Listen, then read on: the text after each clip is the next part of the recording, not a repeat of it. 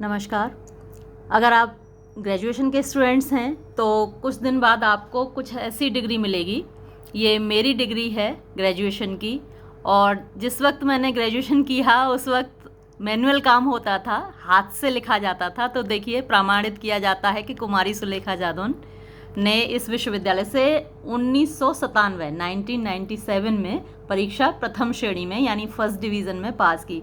First division आना बड़ा मुश्किल हुआ करता था, अब तो मार्क्स आसानी से मिल जाते हैं, लेकिन उस ज़माने में फ़र्स्ट डिवीज़न बहुत अच्छी मानी जाती थी। अगर किसी फर्स्ट डिवीज़न है तो वो उसको इंटेलिजेंट स्टूडेंट माना जाता था। और उस वक्त हमारे पास 4 सब्जेक्ट हुआ करते थे, और देखिए ये मेरे सब्जेक्ट्स थे: जनरल इंग्लिश, इंग्लिश लिटरेचर, साधारण अंग्रेज़ी, अंग्रेज़ी साहित्य। ये सब हाथ से लिखा हुआ है, वहाँ मैनुअल काम होता था। समाजशास्त्र, राजनीति शास्त्र। और उस वक्त हमारे यहाँ जो कुलपति थे वो मंजूर अहमद थे। तो ये आपको मिलेगी अगर आप ग्रेजुएशन कर रहे हैं। इसके बाद देखिए, जैसे जैसे चीज़ें एडवांस होती गई, फिर ये मेरी मास्टर डिग्री है, और तब तक काम थोड़ा कंप्यूटराइज्ड शुरू हो गया था। और फिर देखिए, ये हैंड रिटन नहीं है, यहाँ प्रिंटेड है ये डिग्री, मास्टर ऑफ आर्ट्स। थोड़े से कम रह गए थे तो ये सेकंड डिवीज़न आई है इसमें, यहाँ फर्स्ट डिवीज़न नहीं आई है।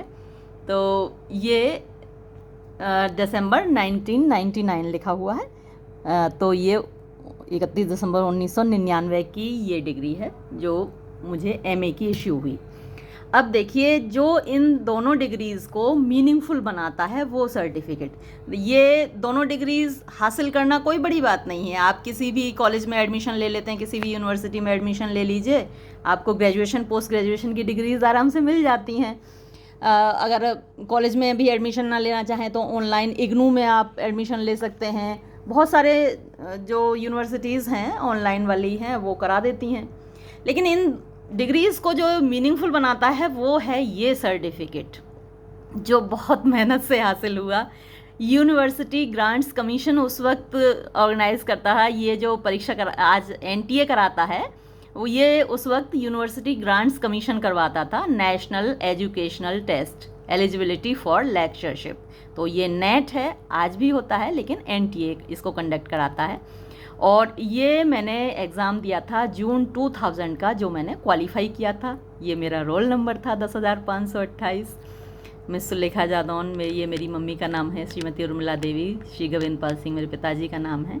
और ये जून 2000 का नेट था, जो कि जुलाई में हुआ था, है ना, वॉज हेल्ड इन जुलाई।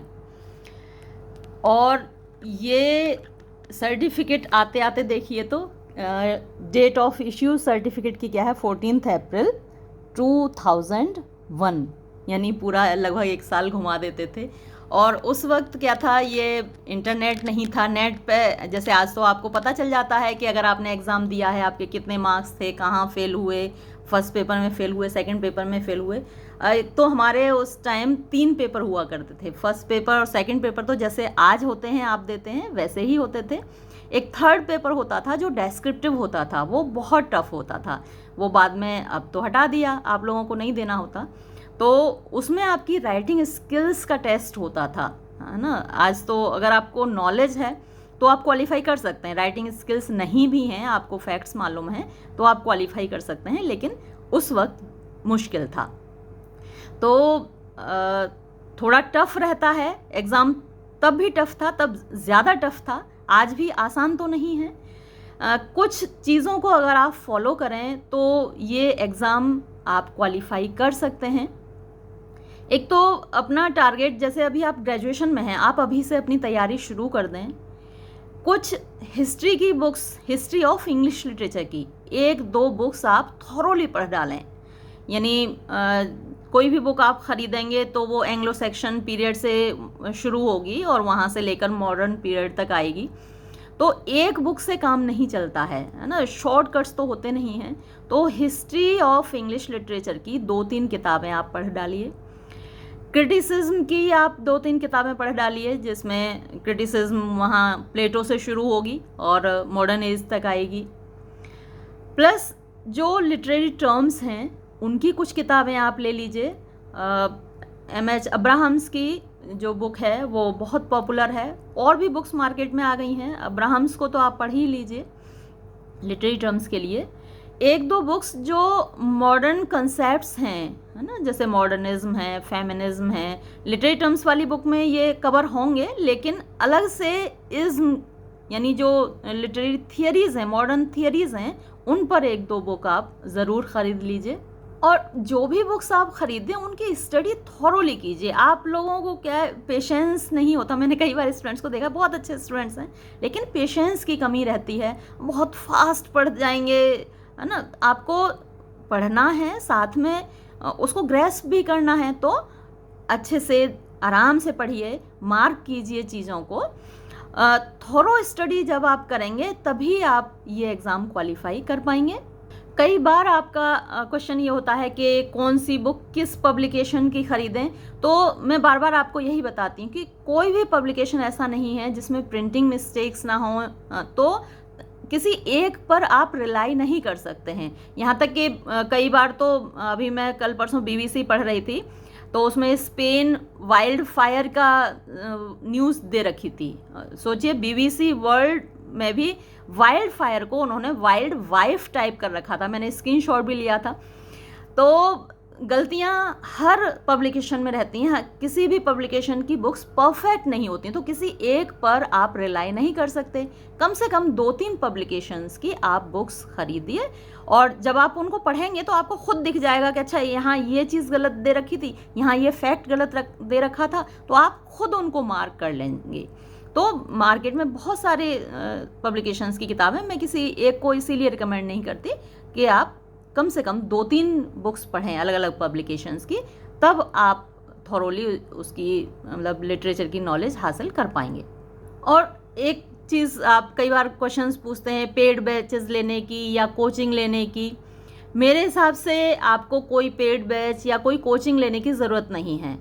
आपने देखा होगा बहुत सारे न्यूज़ में आता रहता है कि किस तरीके से ये लोग फ्रॉड करते हैं, कि कहीं भी किसी ने भी क्वालिफाई किया और उसको दिखा दिया कि ये हमारा बैच लेके इसने क्वालिफाई किया था, या हमसे कोचिंग ली थी इसलिए ये इसने क्वालिफाई किया। कोई भी कोचिंग या कोई भी पेड बैच आपकी सक्सेस की गारंटी नहीं है, है ना। आप सेल्फ स्टडी से खुद मेहनत करके पास कर सकते हैं। मैंने ये सर्टिफिकेट हासिल करने के लिए, इसको क्वालिफाई करने के लिए कभी कोई ट्यूशन नहीं पढ़ा था, कभी कोई कोचिंग नहीं ली थी, सेल्फ स्टडी से ही ये क्वालिफाई किया था। तो आप लोग भी सेल्फ स्टडी से क्वालिफाई कर सकते हैं। वैसे भी आजकल यूट्यूब पे इतना मटेरियल अवेलेबल है कि आपको कहीं पेड बैच या कोचिंग लेने की ज़रूरत नहीं है, है ना। जो भी आपको खर्चा करना है वो आप बुक्स परचेज़ करने पर खर्चा कीजिए, बजाय इसके कि कोचिंग में या ट्यूशन में आप पैसे खर्च करें। और भाई, अब अगर आपके पास फालतू है, अफराद का पैसा है, तो खर्च कर लीजिए, उसमें कोई बुराई नहीं है। कुछ न कुछ तो आपको वहाँ से मिलेगा ही, पेड बैच और कोचिंग से, तो मैं उनके इतने खिलाफ भी नहीं हूँ। लेकिन अगर आपके पास पैसे नहीं हैं तो आप सेल्फ स्टडी से इसे आराम से क्वालिफाई कर सकते हैं। बस शर्त यह है कि आप थोरो स्टडी करें, डीप स्टडी करें, मतलब तहे दिल से प्यार करें स्टडी को, इंग्लिश लिटरेचर को। मतलब समझ लीजिए कि इंग्लिश लिटरेचर आपकी लैला और आप उसके मजनू बन जाइए, तो आप क्वालिफाई कर सकते हैं। बस भूल जाइएगा कि इस दुनिया में इंग्लिश लिटरेचर के अलावा कुछ और भी है ना। पूरे डूब जाइए इसमें। ये इश्क नहीं आसान, बस इतना समझ लीजिए, एक आग का दरिया है और डूब के जाना है। तो ठीक है, डूबने की तैयारी कीजिए इसमें। और मैं तो आपके साथ हमेशा बनी ही रहती हूँ, मेरा आशीर्वाद आपके साथ रहता है। वीडियो यहीं समाप्त करती हूँ। धन्यवाद।